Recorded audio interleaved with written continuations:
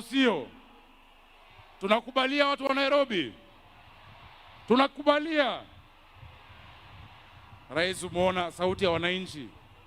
Na sauti ya wananchi ni sauti ya Mungu. Wanasema nirudie. Nirudie.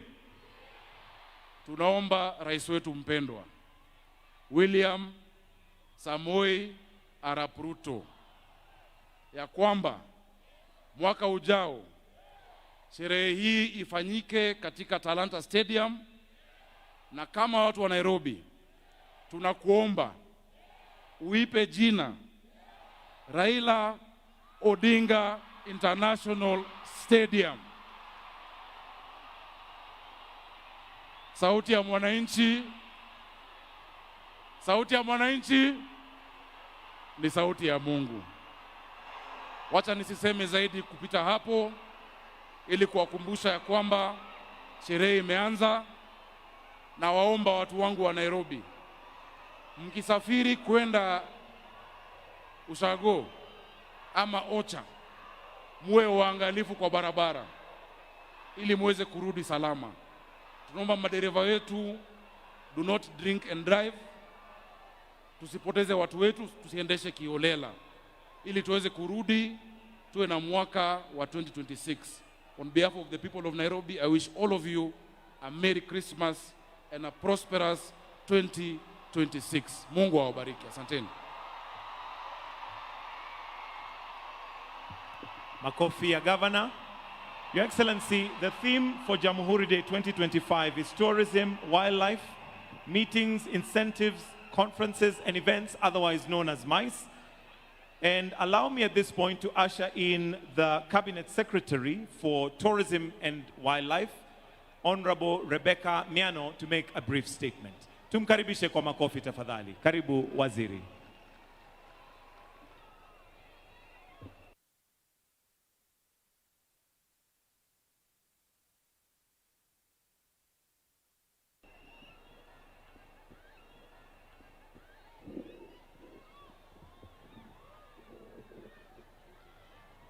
Your Excellencies, distinguished ladies and gentlemen, guided by His Excellency the President's vision, today we reintroduce Kenya to the world through a tourism manifesto anchored in magical Kenya, the origin of wonder.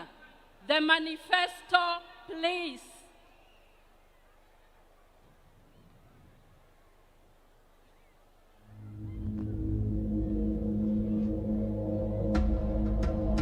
Before the world had maps, there was Kenya. Before language, there was rhythm. Before time had a name, there were footsteps. Red Earth. This is not just a place. It's a pulse. It's the breath of the wild. The whisper of ancestors in the wind. The drumbeat in your chest you thought was yours alone. Come here and unlearn. Trade your inbox for a horizon. Trade reception bars for baobab trees. Come walk barefoot through the origin of everything. Life, flavor, fire, soul. Because Kenya is not a destination, it's the birthplace of all. The homeland of wonder, the reset the modern world forgot it needed. You don't visit Kenya, you remember it. You return to it. You wake up in it. This is magical Kenya, the origin of wonder. Welcome back.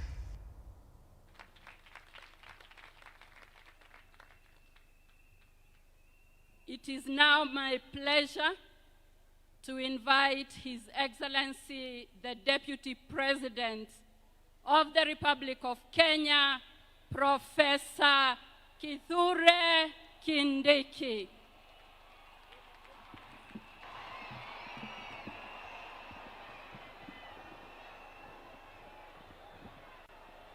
Kenya hoye! Jameni wananchi, nchi yetu ya Kenya ni fire si fire. Jameni wananchi, rais wetu William Ruto ni fire si fire. Kwa mara ya mwisho, wananchi wa Kenya ni fire si fire. Mr. President William Ruto, the President of the Republic of Kenya and Commander-in-Chief of our Defense Forces, First Lady Rachel Ruto, the visiting head of state, the President of the Republic of Ghana, His Excellency John Mahama, all dignitaries present, all protocols observed.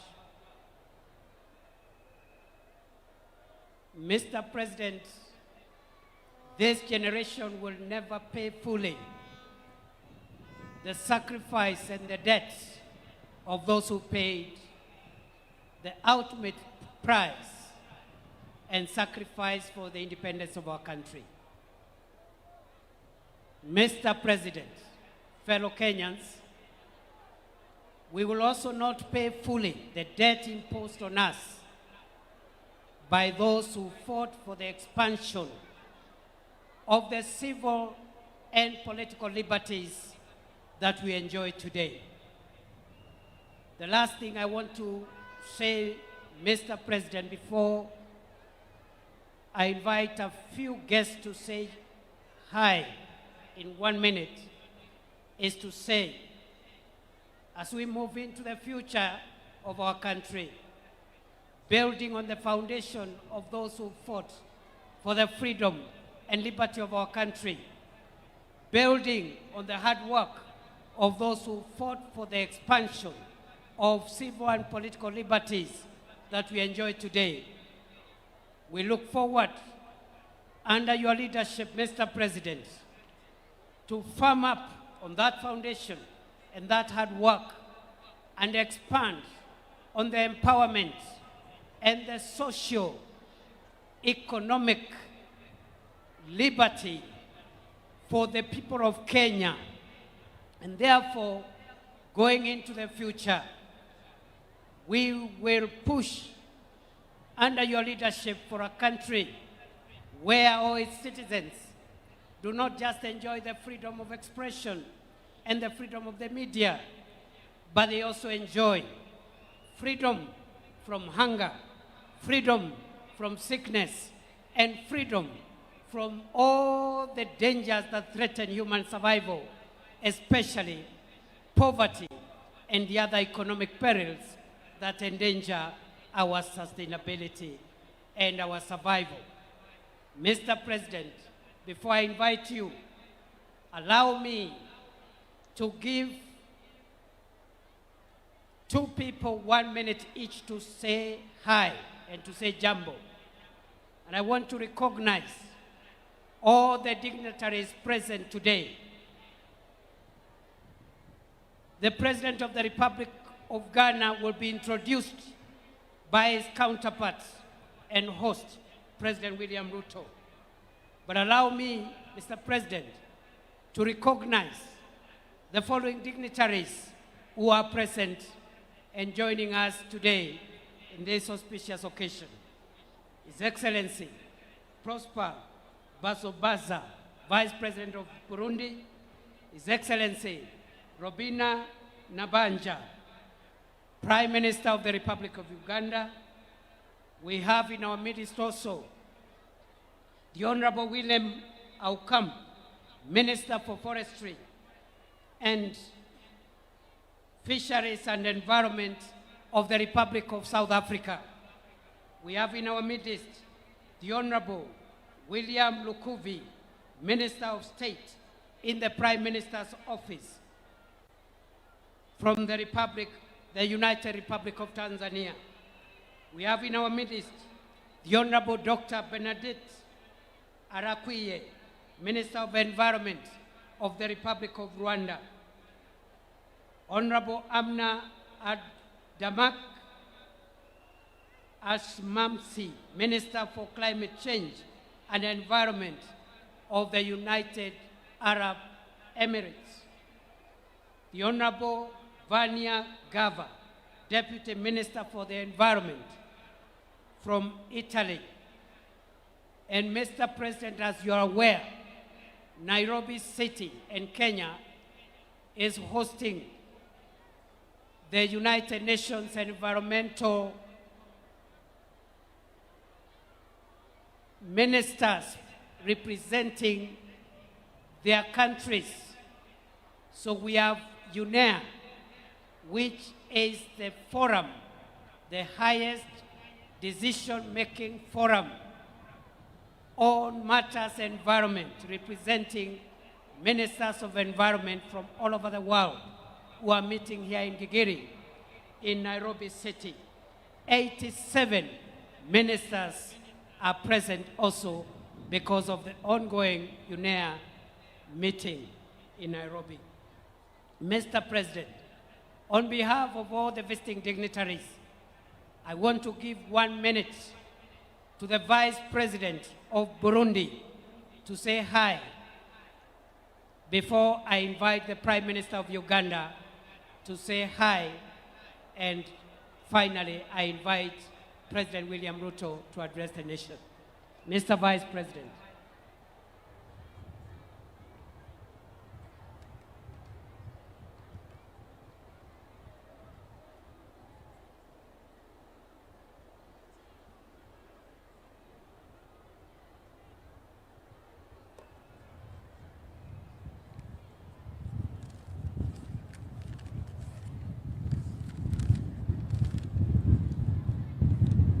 His Excellency Dr. William Samuel Ruto, President of the Republic of Kenya, and Rashid Ruto, First Lady of the Republic of Kenya, His Excellency Kithure Kindiki, Deputy President of the Republic of Kenya, His Excellency the President of the Republic of Ghana, Excellencies, distinguished guests, ladies and gentlemen, good morning.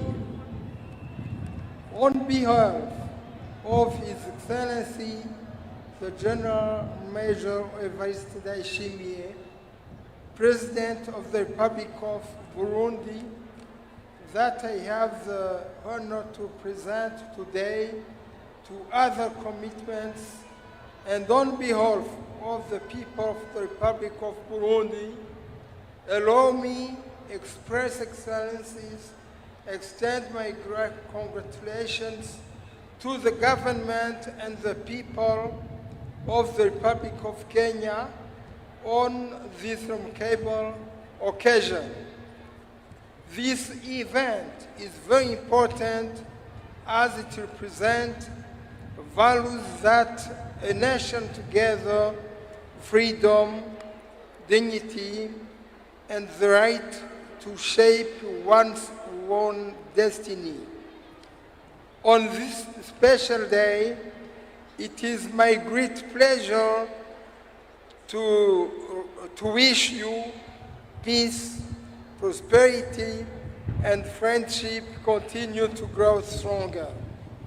Once again, congratulations on Independence Day. May the spirit freedom keep us united and strong always. Happy Jamhuri Day. Thank you. Congratulations again. Thank you very much, Your Excellency, Vice President of Burundi. Your Excellency, sir, it is now my pleasure to invite for a minute the Prime Minister of the Republic of Uganda, Her Excellency Robina Nabanja, to say jambo and hand over to you, sir, a special message from your brother and counterpart, President Yoweri Museveni of Uganda. Your Excellency, Dr. William Samoei Ruto, President of the Republic of Kenya, Your Excellencies, distinguished guests, ladies and gentlemen, I bring you warm greetings from your brother, General Yoweri Kaguta Museveni, the President of the Republic of Uganda. He was unable to come because Uganda is undergoing an electoral process. He, however, sent me to represent him. I am the Prime Minister of the Republic of Uganda. I've been given 1 minute. Let me hand over the message to you, Your Excellency, on behalf of the President and the people of Uganda. Thank you so much. Thank you very much. Makofi tafadhali, makofi. Thank you very much. Fellow Kenyans, brothers and sisters, I think we have come to the apex of today's celebrations. I now request that we be upstanding as I welcome His Excellency, President William Samoei Ruto, to come and address the nation. Ni fire, si fire. Asante sana Mheshimiwa Naibu wa Rais. Tafadhali nawaomba tunaweza kuketi chini.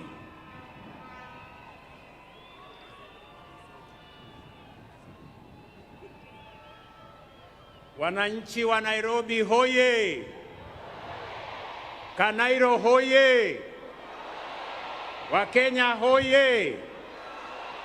Jamhuri hoye! Basi, kabla sijatoa taarifa yangu kwa taifa letu la Kenya, nyinyi mnajua kati yetu tuko na marafiki wengi ambao wametutembelea. Na leo tuko na mgeni, and I want in a very special way on behalf of the government and people of Kenya to thank our brother and friend, the President of the Republic of Ghana, His Excellency John Mahama Dramani, for finding time to come and be with us to celebrate this 62nd Jamhuri Day in Kenya. Your Excellency, we don't take for granted that you have been a close friend of Kenya. And our two nations, Ghana and Kenya, have a long, proud history of friendship, starting with the founding father of your country and the founding father of our country. Allow me now to ask His Excellency President John Mahama Dramani kutusalimia. Your Excellency, you're welcome.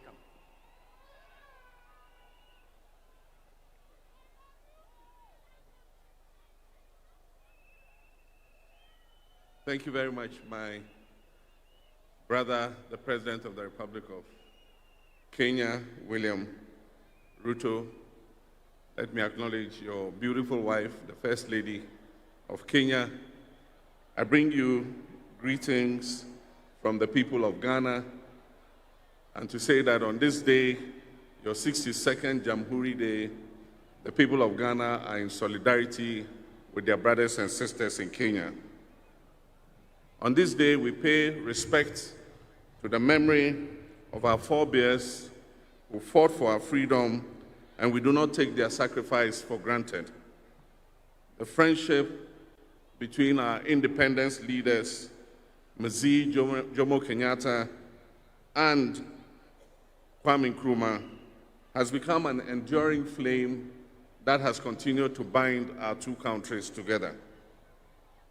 Our forebears won us political independence.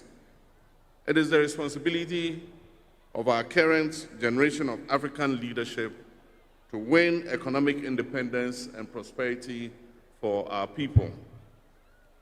Africa faces many challenges, including a global order that is rigged against it, We face systems that make us suppliers of unprocessed raw materials and importers of finished products. The time has come for us to add value to Africa's exports. The time has come for us to claim a fairer share of our natural resource endowment.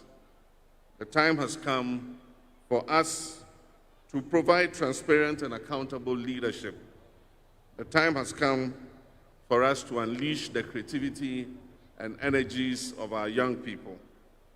We must increase trade amongst ourselves, and so we commend the protocol on the African Continental Free Trade Area. We must show Pan-African solidarity with all members of the African diaspora, and that's why I wish to express the sincerest appreciation of the people of Ghana to the people of Kenya for your timely intervention in Haiti to bring relief to the long-suffering people of Haiti. Ghana also, in the spirit of Pan-African solidarity, is sending troops from our 48th Engineers Regiment to help Jamaica in its rebuilding efforts after the devastating Hurricane Melissa. Kenya continues to be a respected member of the African Union and other international bodies. And so Ghana wishes Kenya well on this very auspicious occasion. And finally, before I resume my seat, accept my personal condolence and the sympathy of all Ghanaians on the passing of a great statesman, Mzee Raila Odinga. May God grant him peaceful rest. Long live Kenya, long live Africa, long live Kenya-Ghana relations. Asante sana.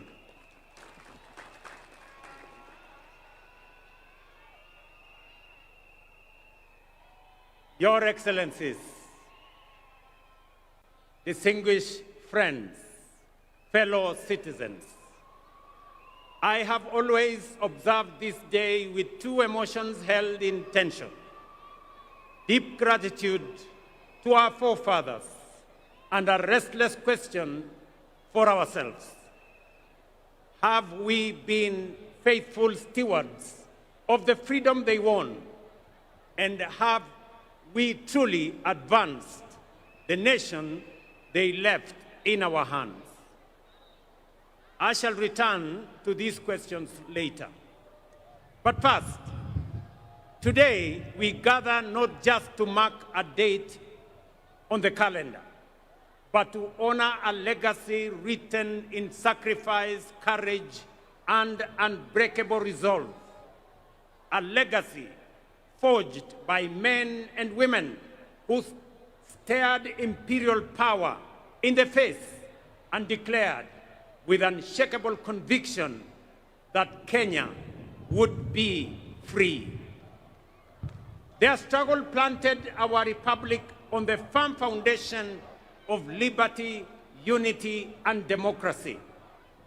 They gave us more than a flag. They gave us a future. 62 years ago, the brave architects of our nation placed in our hands the priceless gift of political independence. On this very day, 62 years ago, our forefathers lowered the Union Jack and raised the flag of our nation. But that victory was not given easily. It was bought at an immense cost. The road to our nationhood was carved by the unbreakable spirit of our freedom fighters, men and women who refused to bow to the humiliation of colonial rule. From villages to towns, from farms to factories, to classrooms and marketplaces, Kenyans from all walks of life rose as one, declaring that our humanity would not be diminished, delayed, or denied. And when brute force was unleashed against them, their determination outlasted it. Thousands paid the ultimate price. Many more were detained. Whole communities were uprooted.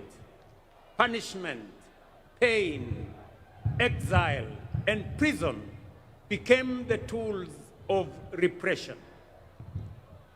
But what no empire could crush was their determination, resolve, and the unity of purpose.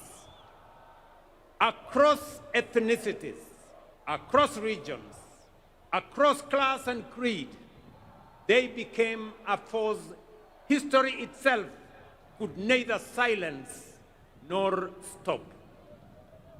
Their sacrifice opened the path to self-rule.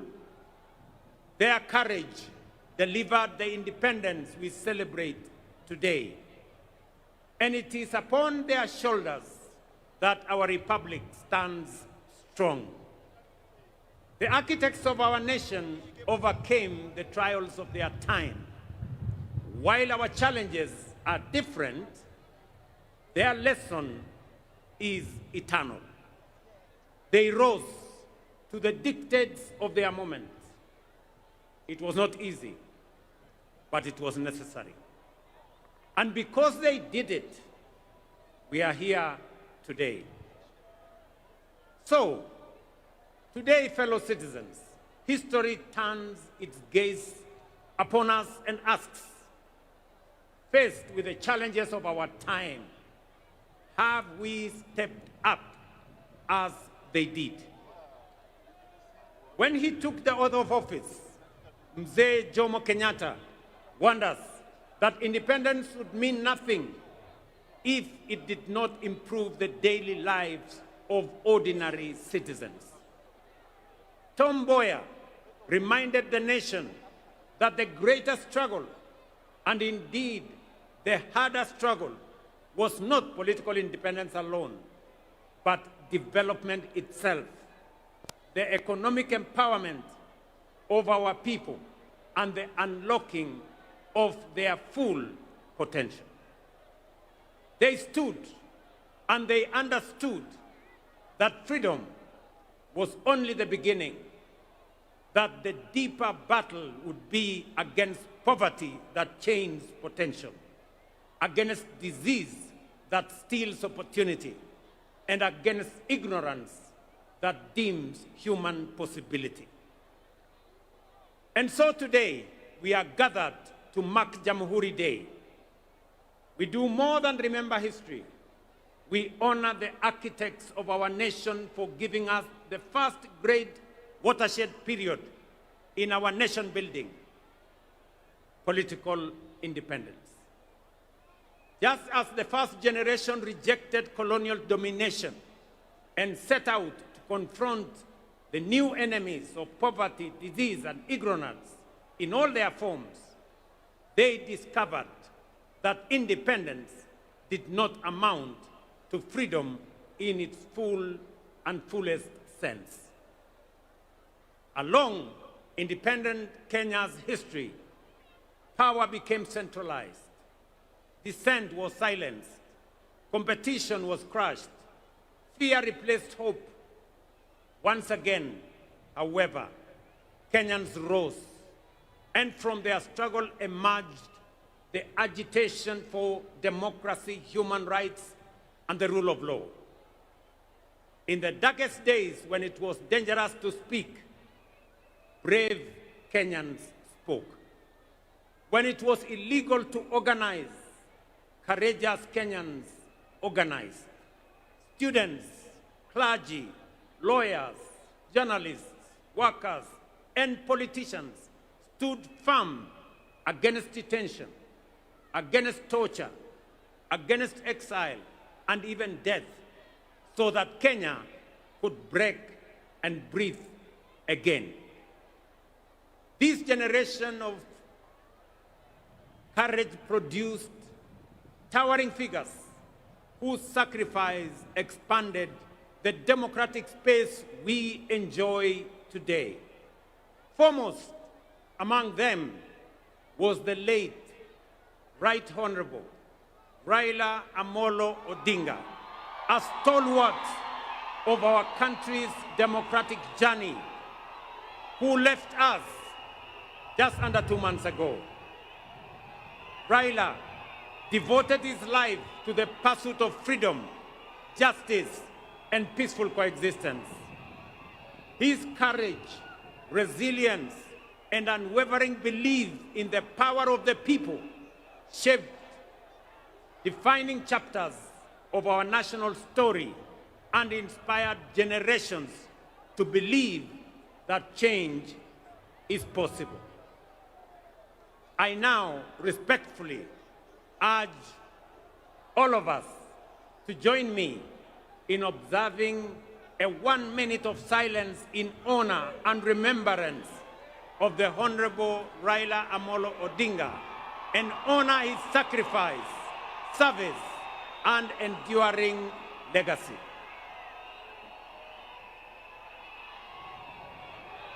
Tafadhali nawaomba tusimame kwa dakika moja kwa heshima ya kiongozi wetu Raila Amolo Odinga.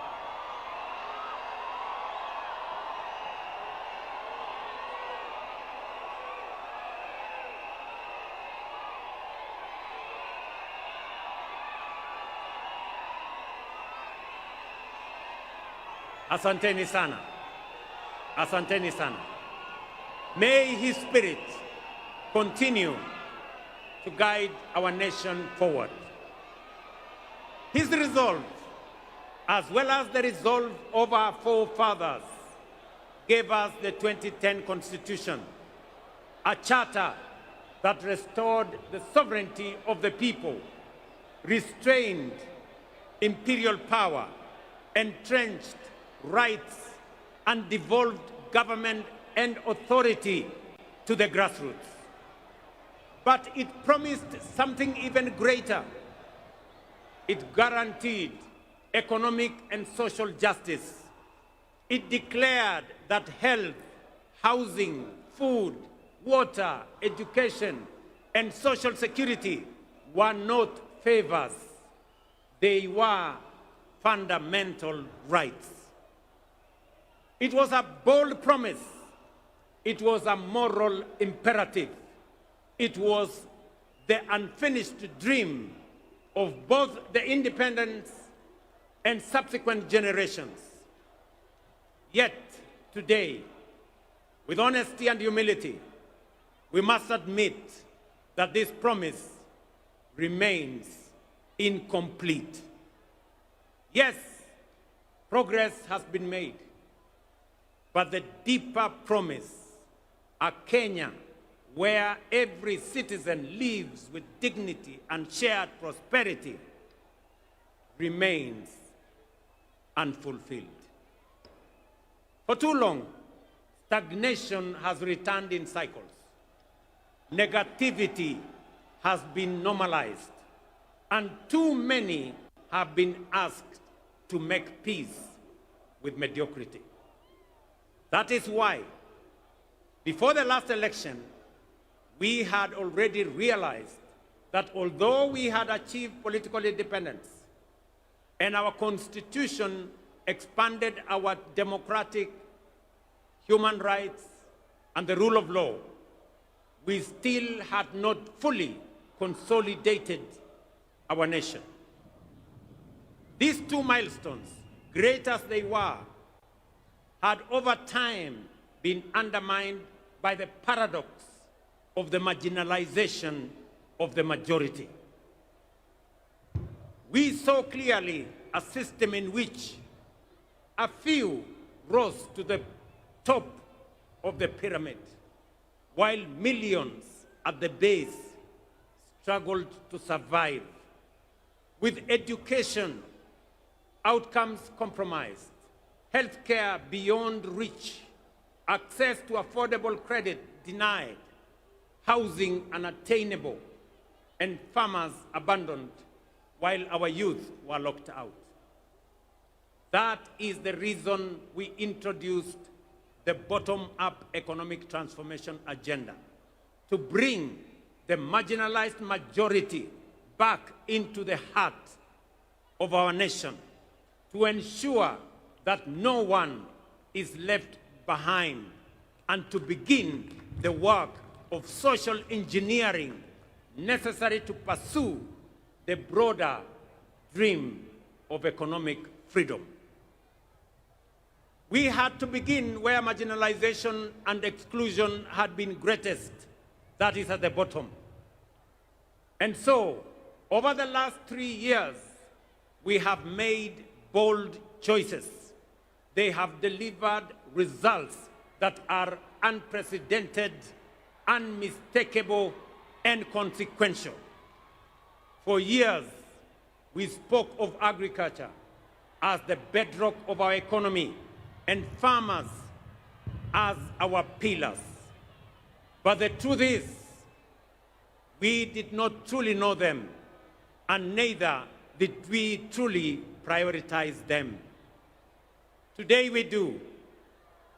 For the first time in our history, over 7.2 million farmers have been brought into the single national digital database. We now know who they are, where they are, what they grow, and what they need. And with that knowledge came the power, not for brokers, not for cartels, but for the farmer. This digital platform became and is the backbone of targeted support, including subsidized inputs, affordable credit, and modern extension services reaching real farmers directly. We lowered the cost of production. We brought the price of fertilizer down. And in so doing, we restored profitability to the smallholder farmer who produces over 70% of our food. Fellow citizens, the results are undeniable. Maize production is up. Prices of flour is down. The tea sector is rising. Coffee is rebounding. Dairy is expanding. And the sugar industry has been reformed. By strengthening value chains, cooperatives, irrigation, and processing, we have built systems that work for our agricultural sector. And now, with millions of farmers no longer forgotten, we are ready to walk with them to the next chapter of economic freedom. 3 years ago, education was in distress. Classrooms were overcrowded. Many universities were technically insolvent, and teachers were overwhelmed. Today, we have hired 76,000 teachers, and by next month, a total of 100,000 teachers, the largest recruitment of teachers in Kenya's history. We have built 23,000 new classrooms, and 1,600 laboratories are under construction across the nation. Importantly, through the student-centered funding model, we placed the learner at the heart of our reforms. For the first time in our history, scholarships and loans now follow need and merit, ensuring that every deserving student has a chance and a just and equal opportunity to pursue their dreams.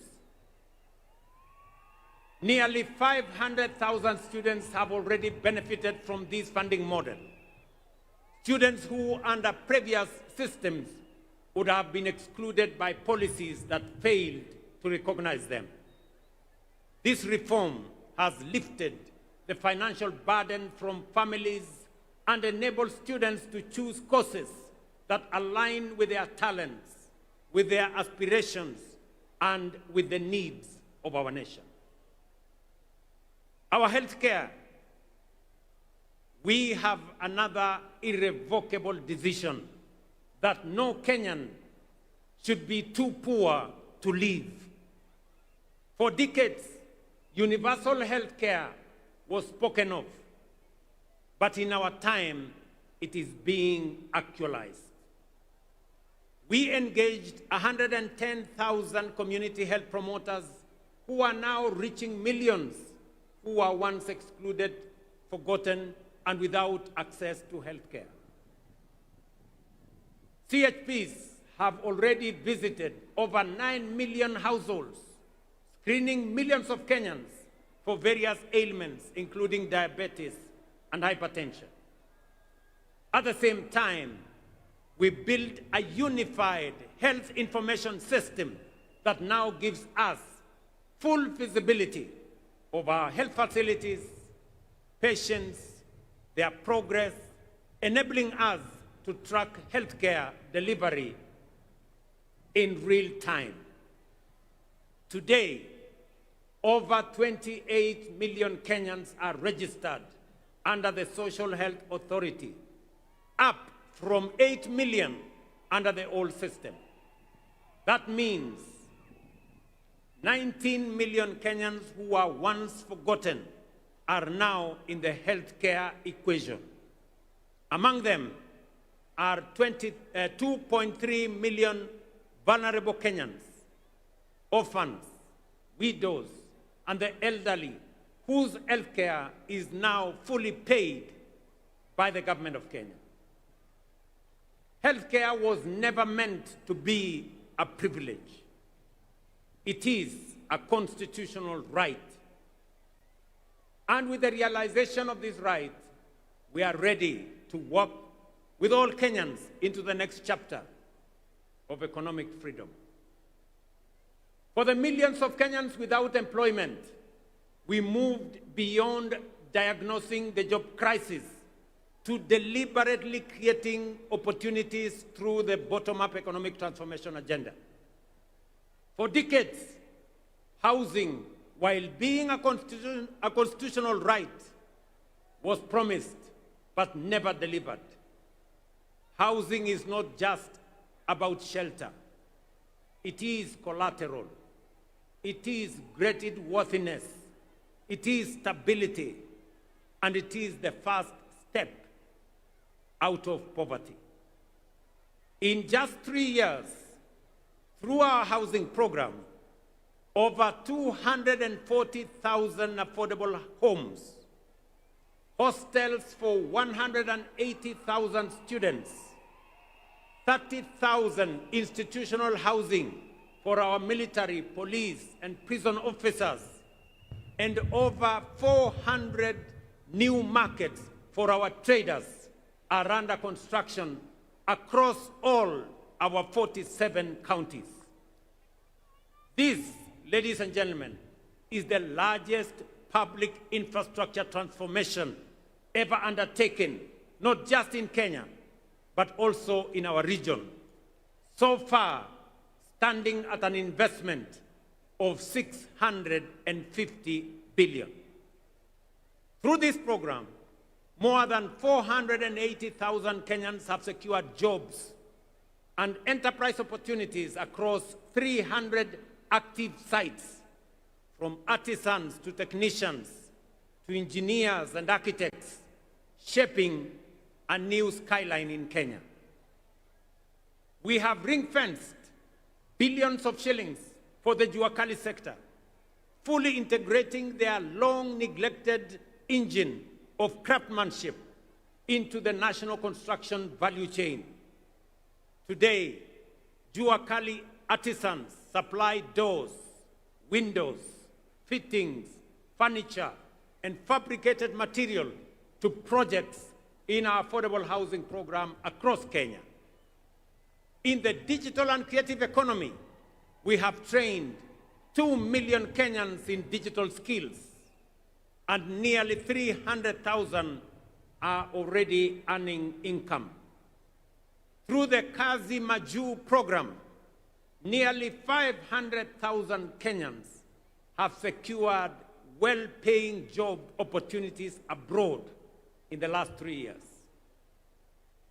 We have also launched Kenya shillings 20 billion NYOTA program to support 820,000 young people with training, with mentorship, certification, and business capital. The first phase is complete, with 12,500 beneficiaries already receiving their first business support, and the national program is now being rolled out across the country.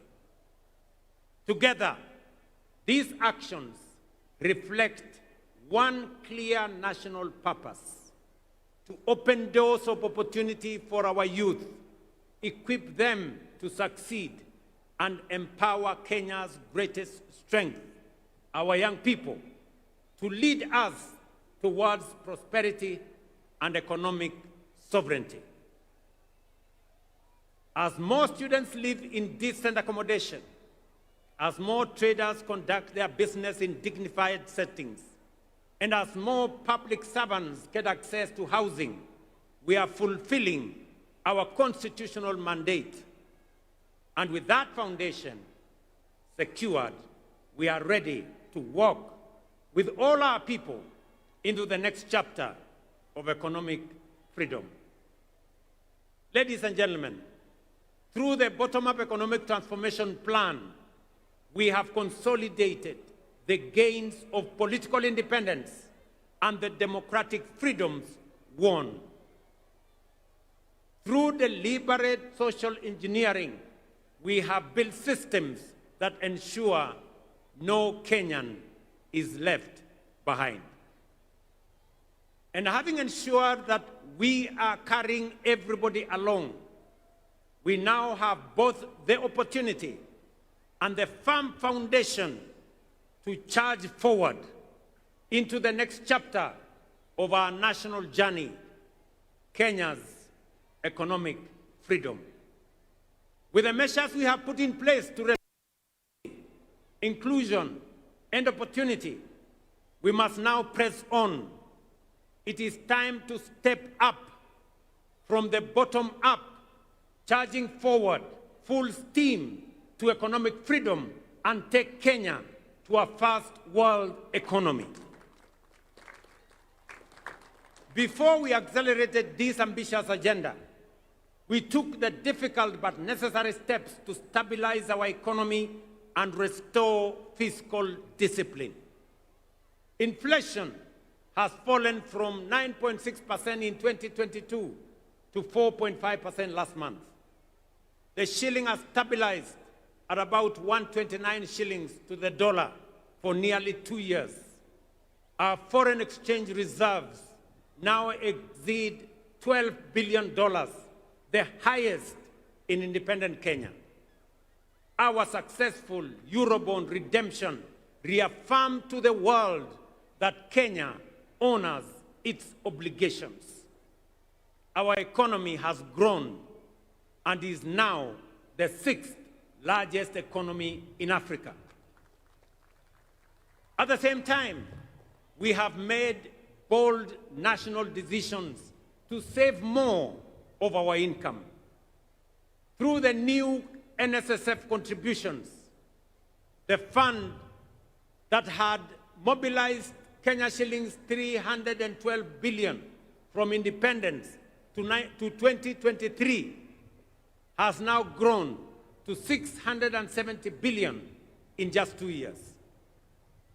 We established the Financial Inclusion Fund as a strategic intervention to correct deep market failure, one that had denied millions of Kenyans access to affordable credit, one that had blacklisted in CRBs, disregarded by banks. They had been left trapped in frustration and despair.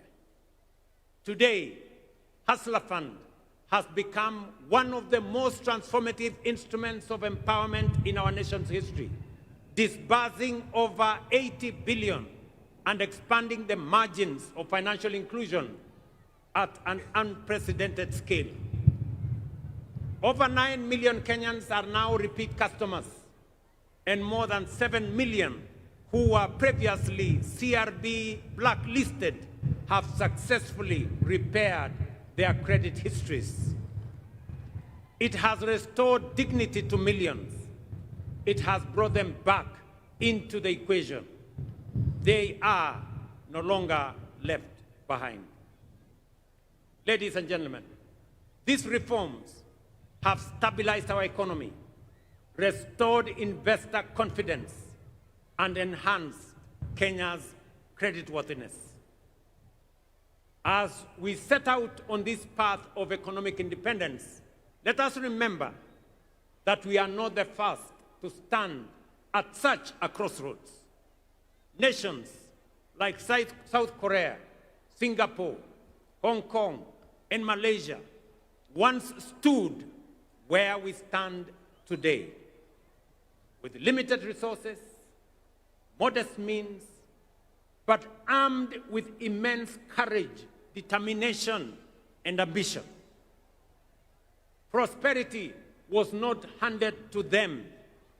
They reached out for it. They rejected the ordinary. They refused to be prisoners of their circumstances. They believed in themselves and invested in their people. They were patriotic to their nation's cause and demanded excellence of themselves. Today, they stand as first world economies, not by accident, but by deliberate design, by intentional choice, and by purposeful conviction. Ladies and gentlemen, Kenya can, must, and will do the same and more. Let me repeat. Kenya can, must, and will do the same and more. 3 weeks ago, during the State of the Nation address, I laid before Kenyans this administration's bold and ambitious Kenya shillings 5 trillion roadmap to transform our nation into a first world economy and to secure our full economic freedom. That roadmap is anchored on 3 unshakable national priorities. First, history teaches us that no nation ever prospered on poor roads, inefficient ports, and congested airports. Modern transport and logistics drive productivity, reduce the cost of doing business, and creates trade, business, and innovation and investment hubs.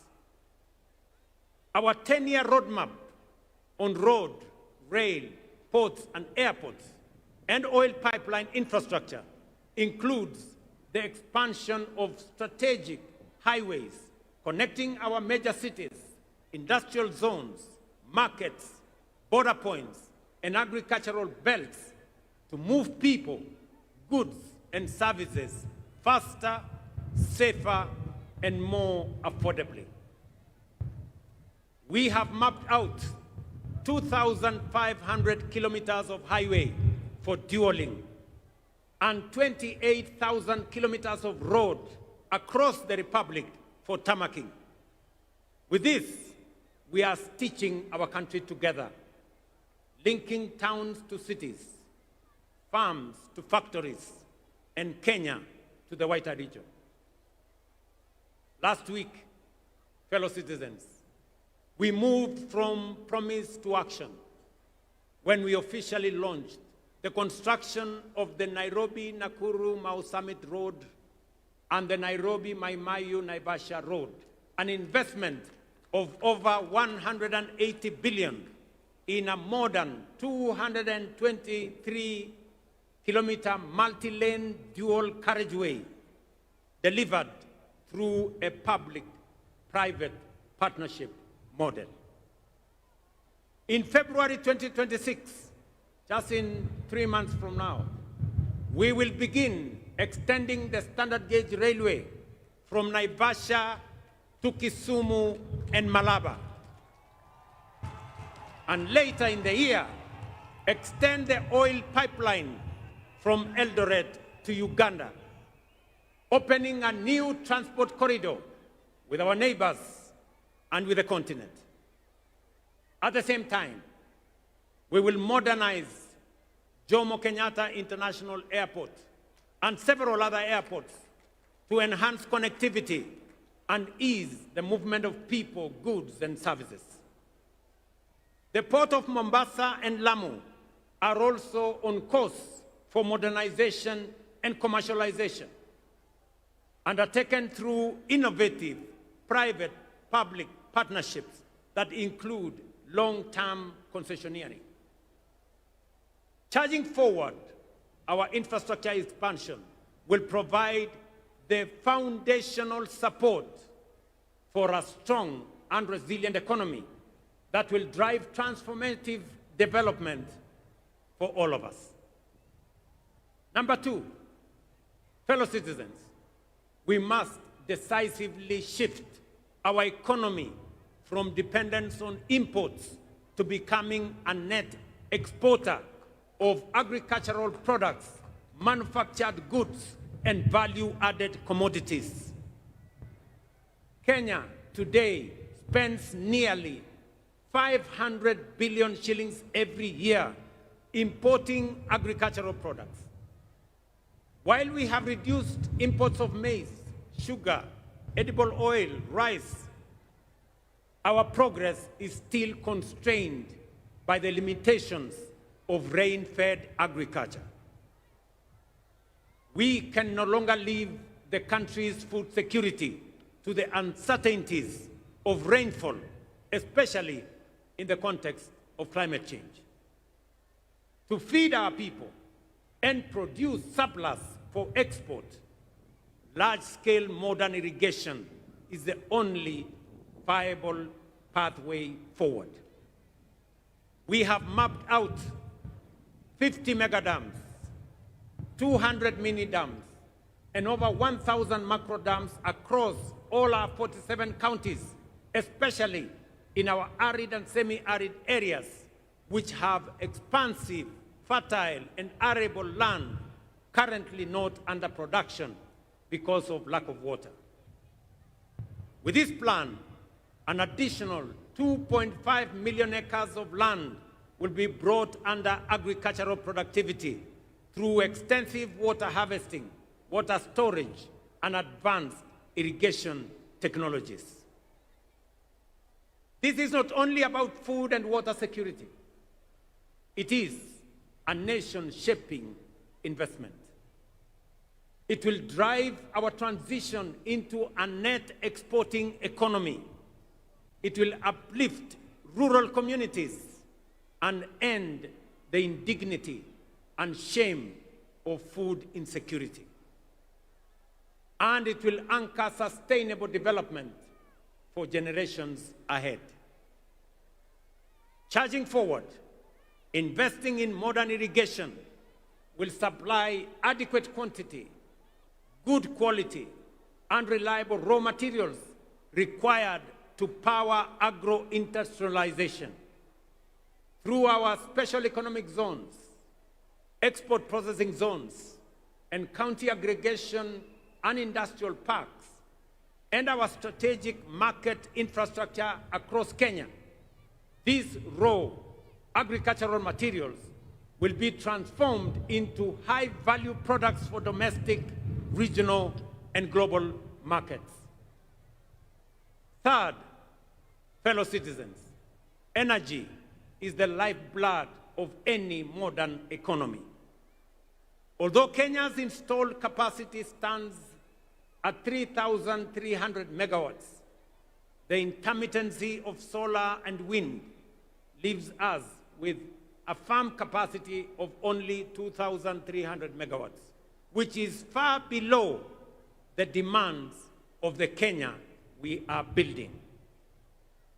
To power our domestic consumption, agro-processing, and value-addition industries, e-mobility, digital expansion, and a future driven by data centers, artificial intelligence, and modern technologies, we must scale up energy generation exponentially. Kenya possesses extensive and largely untapped renewable resources, including geothermal, solar, hydro, wind, and nuclear, ready for development and for generation. Charging forward to modernize our economy, accelerate our development, and compete globally, we must and will generate at least 10,000 megawatts of new energy over the next 7 years. Fellow citizens, to finance this 5 trillion national economic freedom project, relying solely on national budget would leave us waiting forever. Borrowing would only deepen our debt and burden future generations. Raising taxes would place unbearable strain on households. And choosing inaction would condemn our nation to stagnation. That is why we must act with courage, innovation, and foresight to design alternative financing mechanisms, leverage mature national assets, and tap into robust public-private partnerships to undertake this national development imperative. Fellow citizens, 3 weeks ago, I signed the Government-Owned Enterprises Bill into law. The new law revolutionizes the management and governance of state-owned enterprises, professionalizing boards through merit-based independent appointments, and tying leadership to measurable results. This is a very consequential reform. It is the most far-reaching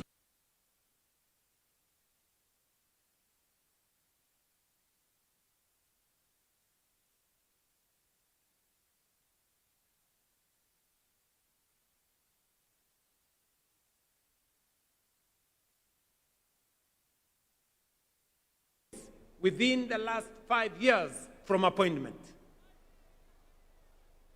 On Monday, under this new legal framework, and to start this administration's bold and ambitious Kenya shillings 5 trillion roadmap to transform our nation, the Cabinet will meet to consider and approve the architecture of the National Infrastructure Fund as the engine that will align our financial resources with our development goals. Through innovative mobilization of domestic resources, strategic monetization of mature national assets, democratization of ownership through capital markets, and innovative deployment of national savings, we will unlock large-scale private sector capital to fund our national priorities while reducing reliance on borrowing and taxation. For decades, Kenya privatized major assets including Kenya Airways, KenGen, Kenya Re, and Safaricom. Yet the proceeds were absorbed into the budget, paying salaries and debts, leaving no enduring national assets behind. Through the National Infrastructure Fund, all privatization proceeds will be ring-fenced and invested strictly into public infrastructure development that generate and preserve more value.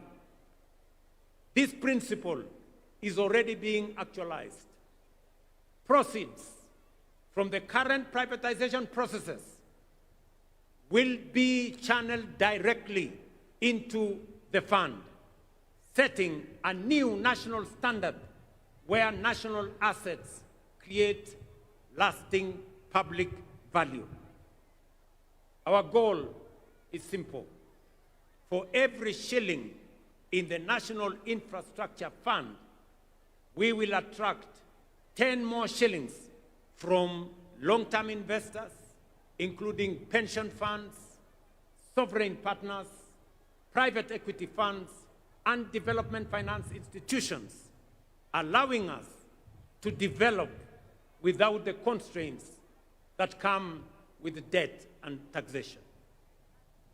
The National Infrastructure Fund will not just be a financing instrument, it will be a generational strategy to mobilize capital, accelerate delivery, preserve value, and secure Kenya's long-term competitiveness. To secure future generations, again on Monday, the Cabinet will consider and approve the Sovereign Wealth Fund policy, anchored on 3 pillars, including savings for future generations, stabilization against global shocks, and strategic national investments.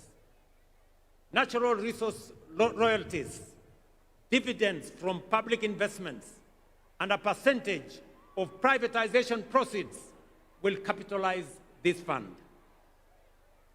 This fund will impose on us the obligation of intergenerational equity, bringing to life Article 201C of the Constitution, which demands that the burdens and benefits of the use of resources and public borrowing shall be shared equitably between the present and future without shortchanging future generations. With these 2 instruments, the National Infrastructure Fund and the Sovereign Wealth Fund, we shall begin the journey to the transformation that will lead us from the bottom up, charging forward full steam to economic freedom and taking Kenya to a first world economy. And I have said, it is beginning next Monday. But fellow citizens, even the strongest financial systems, boldest infrastructure plans, and most ambitious economic strategies will fail if we do not secure the foundation of our national character.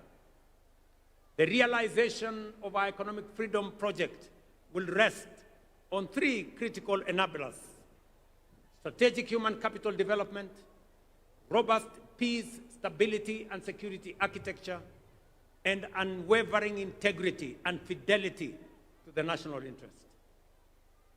To bolster human capital development, we have made bold investments in education, skills development, science, and innovation. We have raised the education budget from 490 billion in 2021 to 700 billion this financial year, and expanded science, technology, engineering, mathematics education. But to power our first world strategic human capital requirements, we must and will raise the National Research Fund from the current 0.8% to the requisite 2% of GDP. This is not, ladies and gentlemen, spending or social spending. It is nation building. The second enabler underpinning this national project is peace, stability, and security. For no nation can prosper in an atmosphere of disruption, violence, and criminality that leads to economic sabotage, destruction of property, and loss of lives. Stability is not an option. It is an enabler of everything we seek to build. Serious investors will not commit their investments in a country.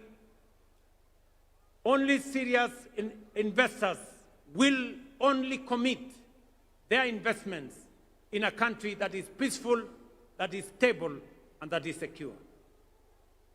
For Kenya to attract sustained investment, for businesses to thrive, for jobs to expand, and for families to live without fear, we must secure our nation firmly, fairly, and without hesitation. Finally, the collective interests of all citizens, which form the national interest of Kenya, must be at the center of every action and engagement. Patriotism is putting the interests of the nation before tribe, clan, or self. Integrity in its highest form is patriotism in action. It is believing in our country. It is refusing to betray Kenya. And yet, let us speak honestly, our nation faces a serious integrity deficit. It begins early in our homes, in our schools, where seemingly harmless dishonesty later matures into grand corruption. Corruption is not merely theft of money, it is the theft of hope, opportunity, and destiny. This is compounded by negativity, division, erosion of shared values, and ethical and ethnic political mobilization.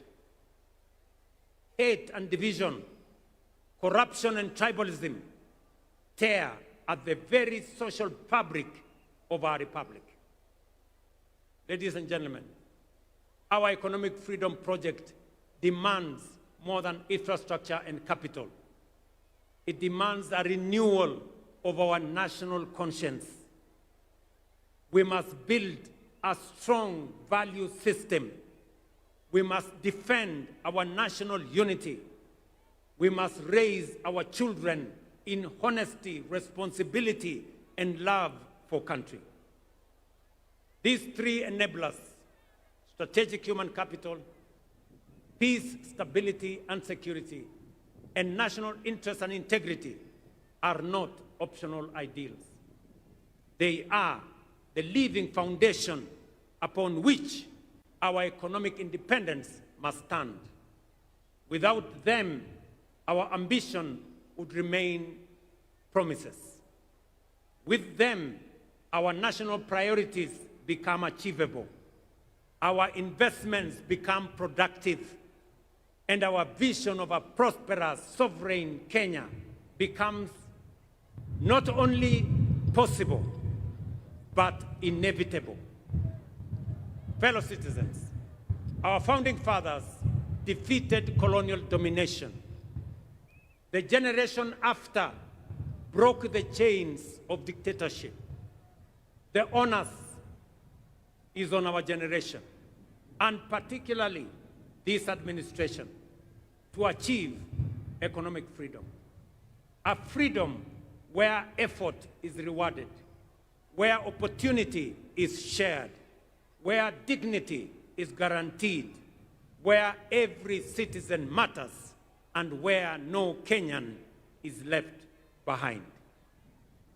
Let it be said of our generation that when Kenya stood at the edge of possibility, we chose courage over comfort, action over excuse, unity over division, and excellence over mediocrity. With resolute belief, today and every Jamhuri hereafter, we should find us true stewards of the freedom entrusted to us, that we shall honor our forefathers not only by remembering their sacrifice, but by fulfilling our duty and the assignment of our generation to secure for Kenya the full promise of economic freedom. It is time to step up from the bottom up, charging forward full steam to economic freedom and taking Kenya to a first world economy.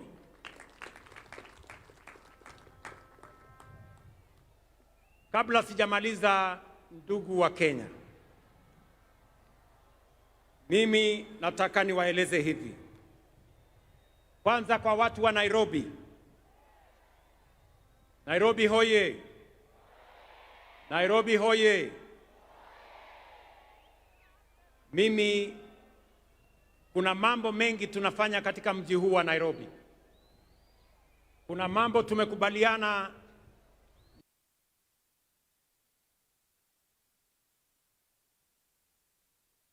na county government ya Nairobi.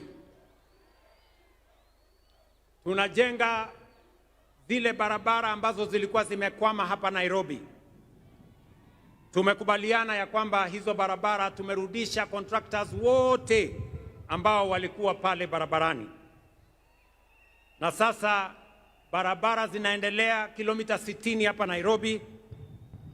Kwa mfano barabara ya Muhuri kule Dagoretti South, barabara ya Mama Wahu kule Dagoretti South, bypass ya Mihango Link kule Embakasi East, Umoja 1 SDA Road kule Embakasi West, Tindigwa Road kule Roysambu na Road C Embakasi South.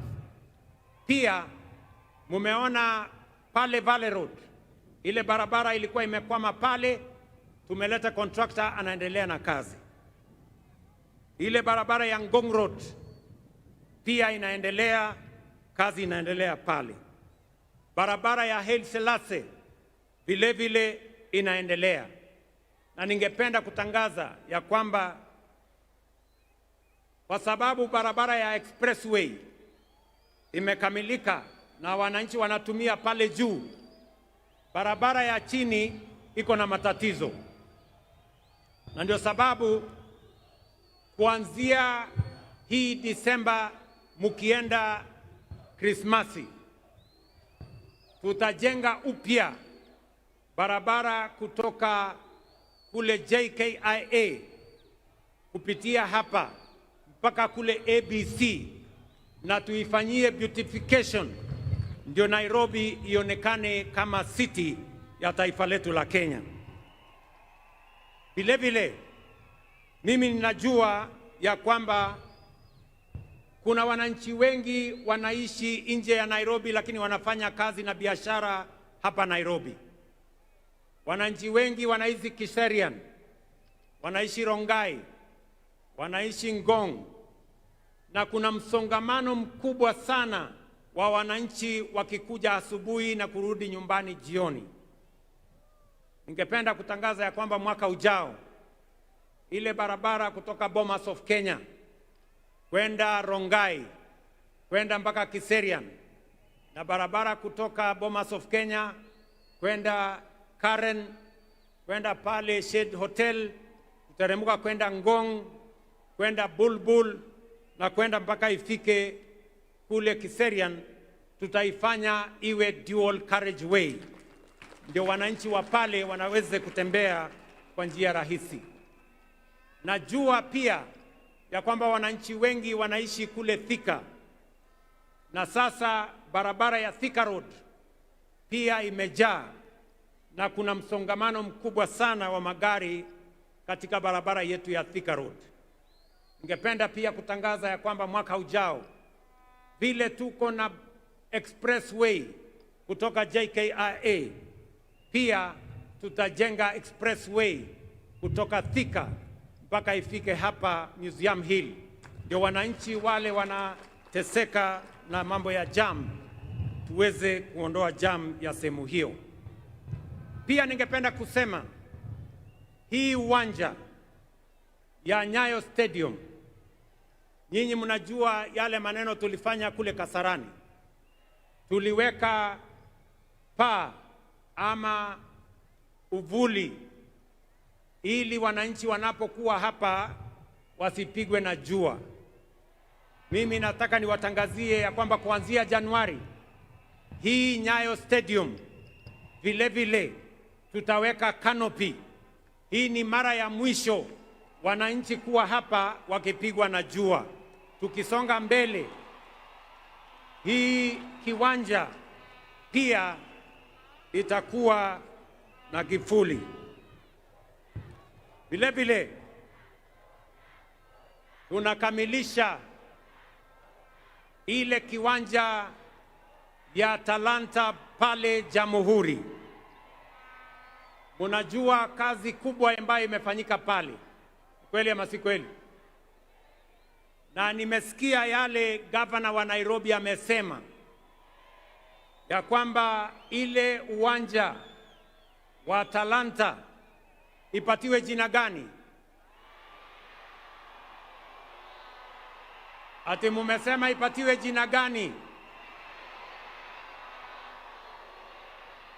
Mumesema ipatiwe jina la Raila Amolo Odinga International Stadium. Nimewasikiza na tukikamilisha tutafanya hivyo. Mimi nataka niwashukuru wasanii ambao wametuimbia hapa. Asanteni sana kwa kazi yenu.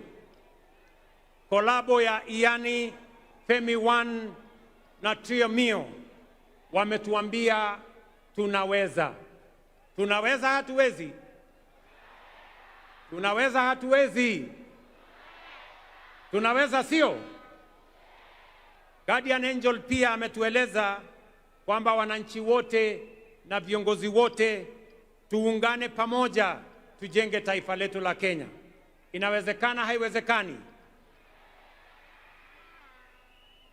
Mimi nataka niwapongeze askari wetu ambao walikwenda kule Haiti na mumewaona hapa, tuwapigie makofi jameni. Wamerudi nyumbani na heshima kubwa sana kwa taifa letu la Kenya. And I want to thank them profoundly for their courage, professionalism, and selfless service to our nation and to the world, and for flying our flag high with honor and dignity. Mimi nachukua nafasi hii kuwatakia Krismasi njema yenye baraka na mwaka mpya wa 2026 wenye mafanikio makubwa sana. Asanteni na watakia heri. Mungu awabariki. Thank you very much and God bless you. Asanteni kwa heshima. Naomba sote tusimame kwa wimbo wa taifa. Let's all be upstanding for the national anthem kindly.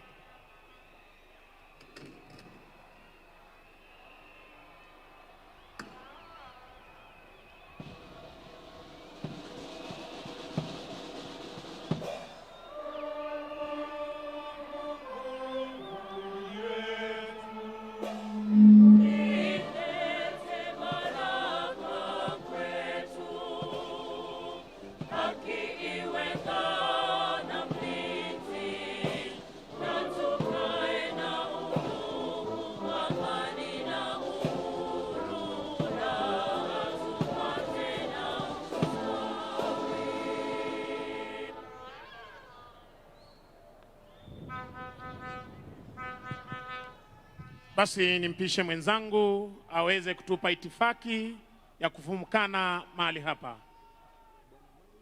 Bwana Mike Gitone, uwanja ni wako.